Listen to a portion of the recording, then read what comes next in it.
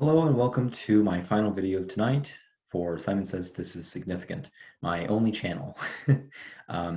So this video, really quickly, I just want to give a shout out for some of these charities: World Central Kitchen, Charity Water, Habitat for Humanity, and Austin Pets Alive. They're really good charities. Please definitely do check them out. Moving right on to really the meat of this video. So I felt the need to clarify parts 1 and 2 of this I suppose, trilogy of videos. First of all, I want to say that, by the way, if you're new, hi, welcome. But here's my view on God.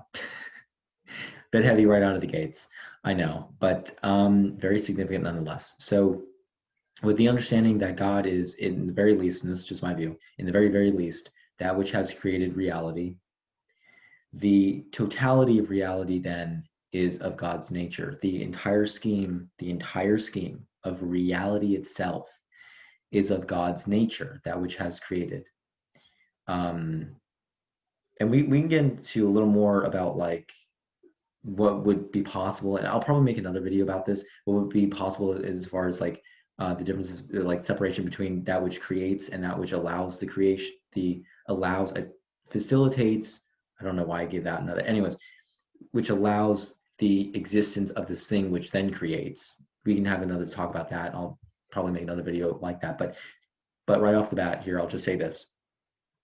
The entire scheme of reality, insofar as we understand physical, three-dimensional world, whatever, or other dimensions as well, is God. It is the entire scheme of God's nature. Think of genes, right? So if you were, if we were self-reproducing, if we were asexual animals and we just created like clones and stuff, all of our clones and everything that they did would be ultimately something that would be derived from our nature as we exist. So that's why the entire scheme of reality is God. It reflects the holistic nature of God. That's point number 1. Point number 2, about how I was able to overcome my depression. The extent of our potential to view reality in terms of meaning only. So I gave an example in the last video, and I think maybe the video before that, actually, probably was for, anyways, about the emptiness of space, that when we look out at the emptiness of space and we look at the vastness of the universe and stuff, some people may find a very serious sense of sadness from it, a sense of smallness, of insignificance, their lives, that they just don't have and really any purpose or anything like that.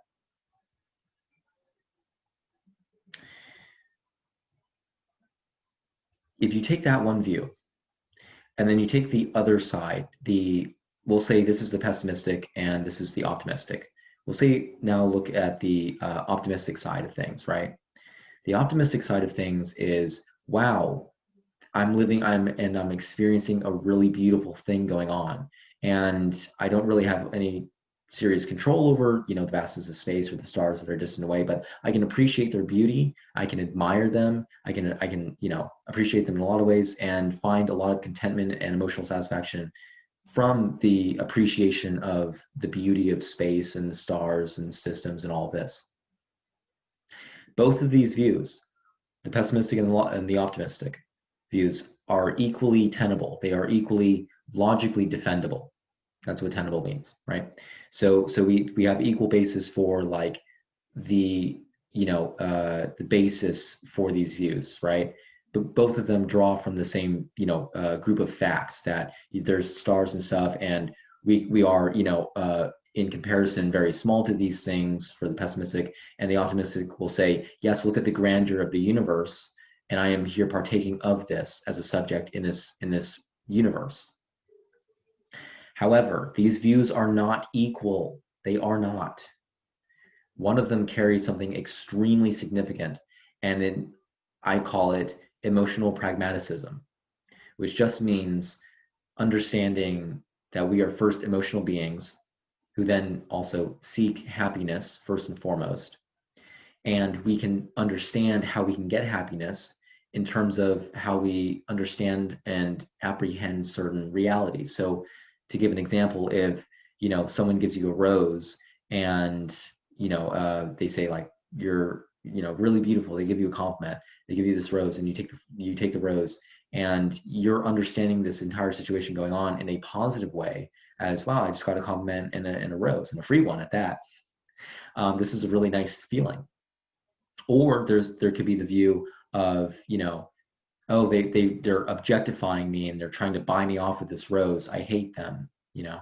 Which there can be little different, subtle differences in the context of like, well, how are they approaching you? How are they saying it? Are they looking at you in a weird way? Are they checking you out? Are they dog whistling? You know, that sort of thing, right? Objectifying sort of ways. I mean, and we generally have a good way of sussing out which is which, whether it's a genuine compliment or an objectifying one, which is not genuine because it's just, I'm viewing you as meat. You're just a body, not a person. So emotional pragmaticism would lead us to believe that in the situation being everything the same, we would want to apprehend the situation as being meaningful and positive and genuine over and above presuming that, oh, they're just trying to objectify me. Unless there's extra evidence to, you know, argue one way or the other to say, again, like, oh no, they really are objectifying me. But without that sort of evidence there, it's just plain simple, like, hey, you're really beautiful, here's a rose. The emotional pragmatic way to view that situation is to take it positively. Because in doing so, we apprehend and we take on a positive reality and find within ourselves a positive truth, a meaningful truth for ourselves, something that is emotionally pragmatic. We find happiness. So in these views about the emptiness of the universe, even though they are both equally tenable, one of them weighs down the other significantly. All of a sudden, the weighing scale shows this one to be like almost nothing, and this one to be as hard, or not hard, but as heavy as something really heavy. I literally couldn't think of iron. Anyways, but really, really heavy, really significant, right? And that just comes from taking the same group of facts and taking it on in as much as we possibly can, understanding that, you know, this analysis of, well, I can interpret these things in different ways, and we want to obviously seek the most positive and meaningful and beautiful view of things. You take it on as literally as much as you possibly can in every single way that you could. Take it on in a positive, meaningful, impactful, significant way, so that you find the furthest extent that you can of emotional satisfaction. Except, here's the other thing, with in terms of meaningless views and meaningful views of things. We don't want to dismiss things that are deserving of our recognition in terms of moral outrage. So I'll give you an example. If someone is hitting their child for, like, I don't know, crying or something like that because they stubbed their toe, and the parents just like wailing on them, being like, shut up, shut the F up, you know. That's a situation happening, and we can, you know, in this false view of things, we can be like, oh no, this is a bad situation, I'm going to be pessimistic, you know, or whatever. Or we can be like, oh well, they're displaying like their own form of love. Okay, whatever, but hey, I'm the optimist, right? So the whole situation is just great and grand and perfectly fine. No. That situation deserves our respect as a situation, our acknowledgement of the significant factors that are going at play. The situation deserves our moral outrage. We should be morally outraged at it. We should see that it is wrong because there's unnecessary harm going on, and we should confront it and walk over there and be like, hey, you need to stop hitting your kid for this. This is ridiculous. I'm going to call, you know, Child Protective Services because I think you might be abusing your child. That sort of thing. Again, sort of a pragmatic sort of approach. We're not wanting to dismiss the reality for just saying like, oh, well, I'm just going to be completely an optimist about literally everything and take literally everything as only literally ever perfectly fine and nice and dandy and everything else. We want to understand the situation, and we want to take it on in seriousness, because seriousness matters. And seriousness is also a fact of wanting to be taken seriously ourselves. If we want to be taken seriously ourselves, we should give others and other situations the due seriousness that they deserve. And I'll give you an example right off the top of my head, things like charities.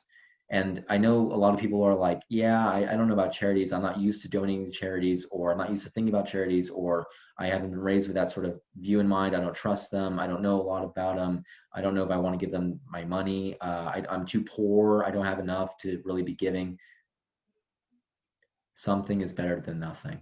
And I mean, literally, I mean that statement literally. A penny. We can all afford a penny. And I'm not saying like, hey, you need to, in order to be a moral person, you need to go out and donate to charity. That's not what I'm saying. I'm just simply recognizing my potential to inspire. And whether you are inspired is something that you will ultimately find within yourself. And not because I told you, not because it's about me and me trying to make you do this thing.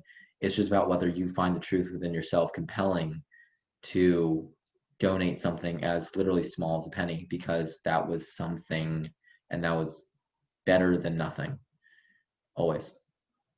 Point number 3, a little bit redundant, I suppose, but this is all really serious. I know I might just be like some college kid, and you, whoever you are watching this, may view this and think like, what does this kid really know about life? I could say that I have 20 years of experience, but that probably isn't good enough, which is understandable, which is why I say, don't listen to me, listen to yourself. If you hear these words, if these ideas enter into your brain is telling you, hey, this idea is going off, listen to it. And if there is truth that is found within you that is compelling, go with it, because that's you. That's the truth of yourself, not of me. It has nothing to do with me. That's you. That's all you. That's the truth being found within yourself. And if you are compelled to do something, if you're compelled to change how you view things, then by God, that is a beautiful thing, because you acknowledged truth that was compelling within inside yourself and you changed for the better.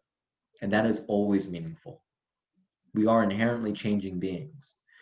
Buddhism teaches us that our source of suffering in life is because we try to consolidate around a specific like box of, you know, who we are, and that we have to fit into this thing that we can't change because, you know, change is scary, but we have this inherent need inside of ourselves to be absolutist about ourself. Buddhism teaches us, however, that this is in direct contradiction to reality, as we are necessarily changing as time and space moves forward. And so we suffer because of it. We suffer because we are living in contradiction of reality. And when we contradict reality, we oftentimes suffer for it. And Buddhism teaches us that we do exactly suffer because we contradict the nature of reality, which is that we are necessarily changing beings. And because of that, we should obviously embrace the best, most potential-filled proceedings about that understanding that, okay, I'm a changing being. Let me go ahead and try to embrace this idea so that I can change for the better as much as I can. And it will have only have ever been for the absolute best possible reality, which is happiness and quite possibly enlightenment itself. Enlightenment is sort of an interesting idea. I suppose I'll talk about it really quickly right now. I might make another video about it later, but I'll just go ahead and say this. Enlightenment to me is not a lofty ideal. It is not something that we are so far detached from. It is not something which is only found within the Buddha and the Dalai Lama. These are not the only enlightened people on the planet. And no, I'm not talking about, oh my gosh, her name just escaped my mind. Malala. She is also not one of these lofty individuals who is, you know, enlightened and stuff. We all are. Yes, you are enlightened. Really? Might be your response. But you are. And when I say that, what I'm referencing really is those moments where you've expressed yourself in a loving, in a genuine, loving, and virtuous way. When you've expressed love to your family members, when you have done courteous things to those around you, hell, even when you stand in line patiently, we are, and this is a fact, at least, you know, as per my view of enlightenment, we are a majority of the time, vast majority of the time, enlightened individuals. Because think about it. If the Buddha walked into the post office and had to deliver packages and there was a line, would they really do anything different than what you would do? No. They would stand in line and wait their turn, and they would say thank you, possibly at the end. Probably, I would imagine. And lots of us, do the exact same. We hold open doors for each other. We say please and thank you. We have manners. We act out in loving and virtuous ways. This is enlightenment. Now, what is the difference between us and the Dalai Lama or the Buddha? They don't forget themselves. They don't forget who they are in those moments where they experienced and expressed love and virtue. They keep on to it and they keep fully aware of the significance of those sorts of moments, and they embrace it at every single moment that they can. That's what makes them so amazing.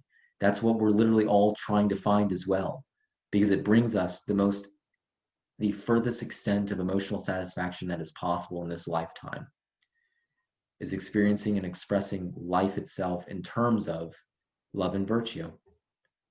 This is all possible for ourselves. This is very, very possible if only we would remember who we are in the moments where we express and experience love and virtue. And certainly when we express it, we do experience it. So 2 for 1, twofer. You want to put it like that. Yeah, so that's enlightenment, at least coming from a 20-year-old college student. So judge me as you will, but that's the reasoning that I have. And if you found truth in my saying, that was truth inside you, not because of me. It's not coming from a 20-year-old. It's coming from you about, the nature of reality. And all of it is very, very, very significant. And we would not want to look away from these things, because if we did, we would only condemn ourselves to live a life that's less than what it could have been. We would also be disrespecting ourselves, because we would be turning away from the potential that we have as individuals, what we are capable of, the happiness that we can reach.